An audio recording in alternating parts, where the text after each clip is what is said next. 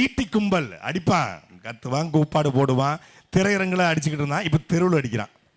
மே 4க்கு பிறகு பாருங்க ஒரு பேர் இருக்க மாட்டான். ஆனால் என்ன தாவேக்கால உங்கள் பிள்ளைகள் யாராவது இருந்தா, நான் ஒரு கோரிக்கையாக வைக்கிறேன், தாவேக்கால உங்கள் பிள்ளைகள் உங்கள் தங்கச்சி இருந்தா மே 4ஆம் தேதி மட்டும் தயவு செய்து வீட்டில் ஒரு பெரிய செயினா போட்டு கட்டி போடுங்க. ஏன்னா அவன் தோல்வியை தாங்க முடியாம நிச்சயமா 100 விழுக்காடு அவன் தற்கொலை முடிவுக்கு தள்ளப்படுவான். இல்லை எதையாவது கல்லெடுத்து உடைப்பான், ஏதாவது பண்ணிக்குவான். உங்க பிள்ளை உங்களுக்கு வேணும்னு நீங்க முடிவு பண்ணிட்டீங்கன்னா நல்ல இரும்பு வடமா வாங்கி வீட்டுக்கு தூண்லையோ இல்லை பெரிய அந்த காத்தாடிலையோ கட்டி போட்டுருங்க. உங்க பிள்ளை வேண்டாம், என் பிள்ளை வேணாங்க, அது ஊர் மேயிட்டும் விட்டீங்கன்னா அது எங்கேயோ போய் தொலையிட்டும் விட்டுருங்க. கண்டிப்பா செய்வான், ஏன்னா பைத்தியமா இருக்கிறான். இன்னொரு தம்பி சொன்னானே 6 மணிக்கு மேல கூட்டம் போடுறதுக்கு இன்னொரு காரணம் இருக்குண்ணே, ஏன்னு கேட்டேன்.